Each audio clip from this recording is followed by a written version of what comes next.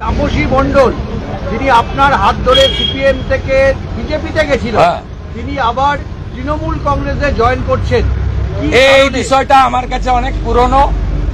এক মাস আগে যখন ভারতীয় জনতা পার্টির জাতীয় নেতারা একটা সার্কুলার দেন, যেহেতু পশ্চিমবঙ্গ নির্বাচনের বছর কোন বিধায়ক জেলা সভাপতি হতে পারবেন না, এই বার্তা পাওয়ার পরের দিনই তিনি তার দেওয়ালে থাকা পদ্মফুল পুছে দিয়েছিলেন। অতএব এটা আমাদের কাছে নতুন নয়, আমরা উই নো ইট। উনার জেলা সভাপতির পদ থাকবে না, তাই তিনি ওই গোল গোল করে বলবেন, সুব্রত বক্সির মাধ্যমে কথা বলেছেন, আমরা we know it very well. তো আপনাদের শুনিয়ে রাখি,